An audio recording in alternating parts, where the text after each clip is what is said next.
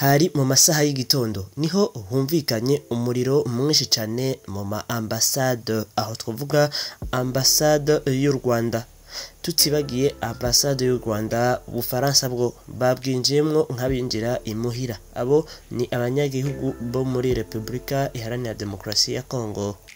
Ikaze. Nubwo hari haciye iminsi mikeya, intambara yo muri Repubulika Iharanira Demokarasi ya Kongo yari yafashe umuriro udasanzwe. Byinshi vyagiye bihinduka i Kinshasa. Neza na neza aha i Kinshasa n'amayobera. Ariko mbere yuko tuja i Kinshasa, duhere i Goma, neza na neza muri Bukavu. Aho muri Goma neza neza hafashwe ikibuga c'indege kiri mu minwe y'aba M23. Aba M23 n'umuhari wihariye cane, ubwo ufatanye n'u Rwanda, ushigikiwe gose n'u Rwanda. Ubu rero M23 yafashe ikibuga c'indege ca Goma, ndetse na Goma yose bwite yafashwe n'aba M23.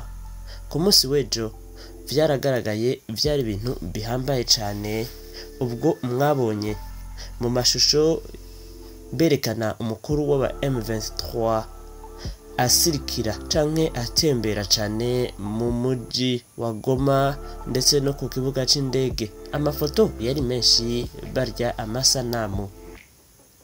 Ikaze kandi kanda subscribe, like na partage.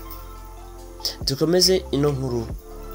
Ubu rero nkuko bigaragara, Goma ifashwe na M23. Goma yose abantu bari kwicwa, amasasu ni yororo, nta muntu n'umwe ari busohoke mu karere ka Goma.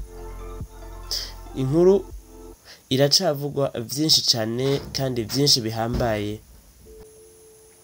ubwo abantu benshi babona ko iyi ntambara igiye kuzoba nini, yaguke, kuko ibihabera vyerekana ko intambara igiye kutazoroha cyane.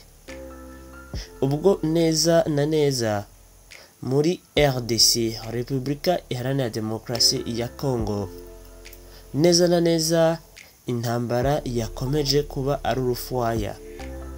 Muri capitale, mu muji wa Repubulika Iharanira Demokarasi ya Kongo, Kinshasa, neza na neza Goma, uvuye Goma uja Kinshasa n'urugendo rutari ruto.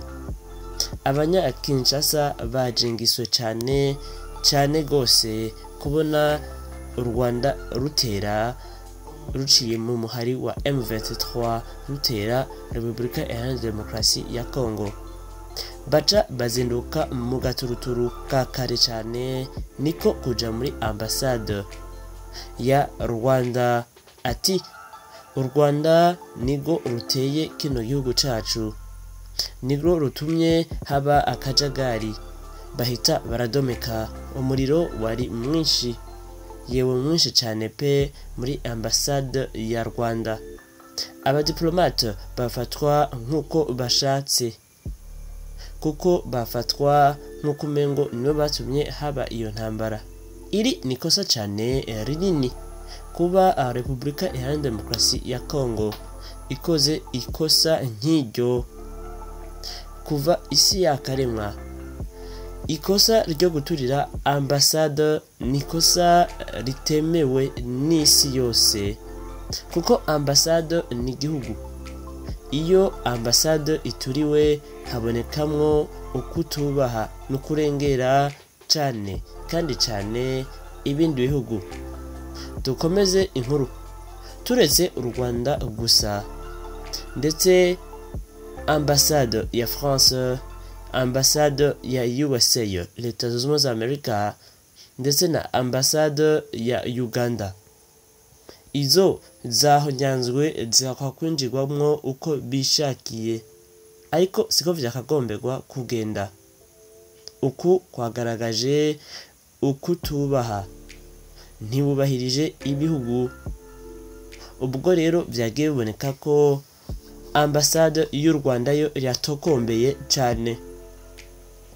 abantu bari mu mabaro mwinshi hirya no hino, bakumva ati u Rwanda ruradukoze mu gahanga, niko guturira u Rwanda. Ambasade yabo yari mu muriro, ayo yaramarira n'amaganya menshi cyane. Icatumye USA ambasade yabo ndetse na Uganda, France biturirwa navyo, bavuze ati nta kuntu ibihugu nk'ibi bihambaye France, USA ata kintu na kimwe biriko bivuga kuri uwo muriro. Ibi bintu bitumye bababara rwose. Ayo niyo majambo yagenda aravugwa hirya no hino. Nkuko twabibonye, abantu isinzi bariko barahunga, ariko Pamu yoyo yagiye ivuga byinshi cyane kuri ibi bintu. Timbega ko Goma ikibuga c'indege cugawe, bigiye kugenda gute kugira ngo dushikane imfungurwa cyane cyane ku bana ndetse n'abavyeyi babo n'abandi bantu kugira ngo baronke icyo bafungura. Ati bigiye kuba ingorane, n'ingorane nyinshi cyane. Kanda subscribe, like na partage. Ino ntambara yo muri Republika Iharanira Demokarasi ya Kongo iriko iberamwo ibabere icigwa. Buri muntu wese afise umuhate wo guhavura asengera Republika Iharanira Demokarasi ya Kongo.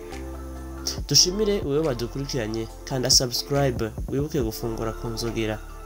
Naho ubutaha, ciao ciao.